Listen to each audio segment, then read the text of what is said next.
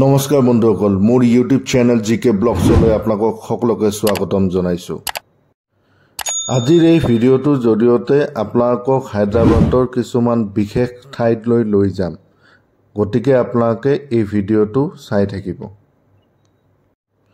আজি হায়দৰাবাদ ট্যুৰৰ ডে 1 আৰু এই ডে 1 ট্যুৰত আমি পৰিদৰ্শন কৰিম হুছেইন সাগৰ, NTR পাৰ্ক, ৱাৰ মেমৰিয়েল আৰু বহুতো স্পটছ। পলম নকৰি বলক ভিডিঅ'টো আৰম্ভ কৰোঁ। বন্ধুসকল, যিহেতু মই NIRD ৰাজেন্দ্ৰ নগৰত আছোঁ, ইয়াৰ পৰা হুছেইন সাগৰ প্ৰায় 20 কিলোমিটাৰমান দূৰত হয়। এয়া আমি আহি পালোঁ হুছেইন সাগৰৰ ওচৰত থকা ডক্টৰ BR আম্বেদকাৰৰ ষ্টেচুটোত, যোনটো ষ্টেচুত 2023 স্থাপন কৰা হৈছিল আৰু এইটো 125 ফিট দীঘল হয়। ডক্টৰ BR আম্বেদকাৰৰ ষ্টেচুটোৰ কাষতে NTR পাৰ্কটো আছে। এইটো পাৰ্কত সোমাবলৈ খুব বেছি 20 টকাৰ এণ্ট্ৰি ফিজ লাগে। ইয়াতে আমি সোমাই আহিলোঁ। ইয়াতে আহি এইটো একচুৱেলি এটা চিলড্ৰেন পাৰ্ক হয় আৰু ইয়াতে আহি মানে ল'ৰা ছোৱালীয়ে খুব ভাল পাব চাগে, কাৰণ দেখিবলগীয়া বস্তু বা খেলিবলগীয়া বস্তু এই পাৰ্কটোত বহুত আছে। এই পাৰ্কটোৰ একদম পিছত ছেক্ৰেটাৰিয়েট, তেলেংগানা ছেক্ৰেটাৰিয়েটৰ যোনটো অফিচ বা কাৰ্যালয় সেইটো আছে। ইয়াৰ পাৰ্কৰ পৰা সেই কাৰ্যালয়টো দেখিবৰ বহুত ভাল এটা দৃশ্য আহে। গতিকে আমি এই পাৰ্কটো ঘূৰি ভাল লাগিল আৰু চাগে আপোনালোকৰো ভাল লাগিব। ভিডিঅ'টো চাই থাকিব।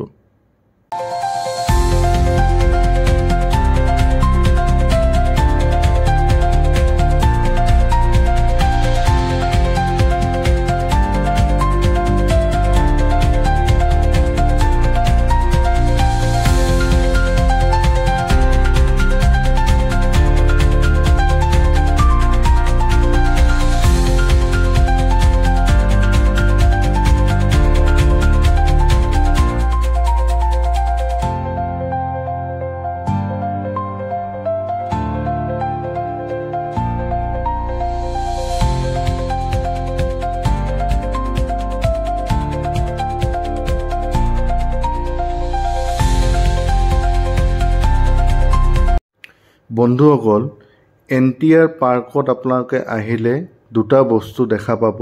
এটা হৈছে আৰ্টিষ্ট আৰু এটা হৈছে টেৰট ৰিডিং। এই খুৰাজনে এজন মানুহক বহুৱাই কেনেকুৱাকৈ ধুনীয়াকৈ আৰ্ট কৰি আছে আপোনালোকে দেখিছেই। NTR পাৰ্কৰ পৰা ওলোৱাৰ পিছত আমি হুছেইন সাগৰৰ কাষেদি যোৱা বাটটোদি গৈ আছোঁ আৰু তেনেকৈ গৈ থাকোঁতে তেলেংগানা ছেক্ৰেটাৰিয়েটৰ ভিউ পইণ্টটো আমি চাই গৈ আছোঁ। তেলেংগানা ছেক্ৰেটাৰিয়েটৰ ভিতৰত সোমাব এনে নিদিয়ে, কিন্তু যদি আপোনালোকে প্ৰায়ৰ পাৰ্মিশ্যন লয় তেনেহ'লে আপোনালোকে ইয়াত সোমাব পাৰে। সেইটো দেখিছেনে? সেইটো হৈছে ৱাৰ মেমৰিয়েল। আৰু এই ৱাৰ মেমৰিয়েলৰ ছাইডেদি গ'লে তাত যোনটো মেইন পাৰ্ক হুছেইন সাগৰৰ সেইটো পোৱা যায়। গতিকে আমি সেই পাৰ্কটোলৈ আগবাঢ়োঁ। আমি শুনিছোঁ তাত ব'ট ৰাইডিং হয় আৰু বিভিন্ন ধৰণৰ তাতে কাৰ্যসূচী তেওঁলোকে পাতে। বলক চাওঁ কি কৰিব পাৰি। এই ৱাৰ মেমৰিয়েলটোৰ কাষেদি তাত বিভিন্ন ধৰণৰ ঘুমটিৰ দোকান আছে। সেই ঘুমটিৰ দোকানবিলাকত বিভিন্ন ধৰণৰ ফাষ্ট ফুড বা অন্যান্য ফ্ৰুইট চালাড এইবিলাক ধৰণৰ বস্তু পোৱা যায়। এইখিনি বস্তু টেষ্ট কৰিবও ভাল লাগে। আৰু যিকোনো জেগাৰ ফুড ষ্টল বা যোনখিনি ষ্ট্ৰীট ফুড হয় সেই ষ্ট্ৰীট ফুডখিনি ট্ৰাই কৰিবই লাগে, কাৰণ ষ্ট্ৰীট ফুড খোৱাৰ এটা বেলেগ ধৰণৰ মজা আছে। এইটো ৱাৰ মেমৰিয়েলত যোৱাৰ কাৰণে গেট, কিন্তু বিশেষ কিবা কাৰণত হয়তো বন্ধ আছে। এতিয়া আমি যোনটো লুম্বিনী পাৰ্কত আমি সোমাম আৰু সোমায়ে আমি তাতে টিকেট কাউণ্টাৰত যাব লাগিব। টিকেট কাউণ্টাৰত টিকেট লোৱাৰ পিছতহে ইয়াৰ ভিতৰত সোমাব পাৰি। প্ৰথম সোমায়ে এটা ভিউ দেখা পালোঁ, ভাল লাগিল। কিবা আৰ্টিফিচিয়েল ঝৰ্ণা নিচিনা এটা পৰিৱেশ। তাত গ'লোঁ, অলপমান ফূৰ্তি কৰিলোঁ, ফটো উঠিলোঁ। তাৰপিছত এতিয়া যোনটো হুছেইন সাগৰৰ ভিউ পইণ্টটোত আমি যাম। তাতে ব'ট ৰাইডিং হয় আৰু ব'ট ৰাইডিঙৰ কাৰণেও এক্সট্ৰাকৈ টিকেট ল'ব লাগে। পাৰ পাৰ্চন 100 টকাকৈ লয়। বোট ৰাইডিঙৰ ক্ষেত্ৰত আপোনালোকে স্পীড বোটো ল'ব পাৰে কিন্তু স্পীড বোট যদি লয় স্পীড বোটৰ কাৰণে ইণ্ডিভিজুৱেলি এজন মানুহৰ 500 টকাকে ল'ব সো বোটিং কৰিলে হুছেইন সাগৰৰ গোটেই পৰিসীমা বা পেৰিমিটাৰটো মানে ৰাউণ্ড নকৰায় এটা পইণ্ট আছে বুদ্ধ ষ্টেচু সেই বুদ্ধ ষ্টেচুলৈকেহে তেওঁলোকে লৈ যায় আৰু লৈ যোৱাৰ পিছত তাতে অলপমান ৰেষ্ট দিয়ে য'ত আপোনালোকে 10 মিনিটৰ কাৰণে ফটো ভিডিঅ' বা সেই ভিউখিনি চাব পাৰে তাৰপিছত আৰু return back to the same station point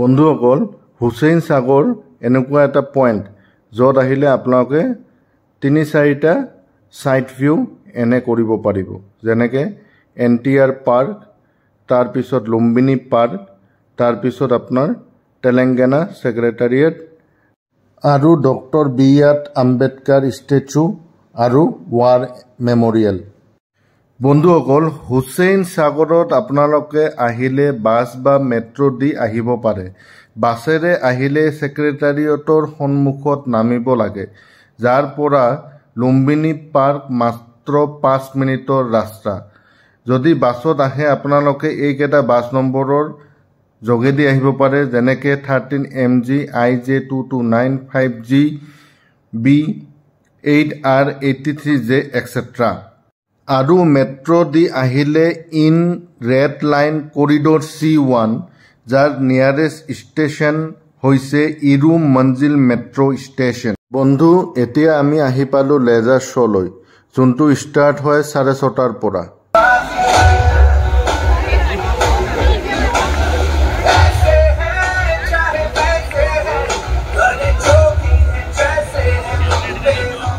বন্ধুসকল ডে 1 হায়দৰাবাদ টৰৰ আজি ইমানতেই ভিডিঅ'টো শেষ কৰিলোঁ আশা কৰিছোঁ আপোনালোকে এই ভিডিঅ'টো ভাল পাইছে যদি ভিডিঅ'টো ভাল পাইছে তেন্তে লাইক শ্বেয়াৰ এণ্ড ছাবস্ক্ৰাইব কৰিব আৰু কমেণ্টত জনাব আপোনালোকৰ মতামত যদি কিবা ভুল ভ্ৰান্তি হৈছে তেনেহ'লে ক্ষমা কৰি দিব আগবাঢ়ি যোৱাত সহায় কৰিব ধন্যবাদ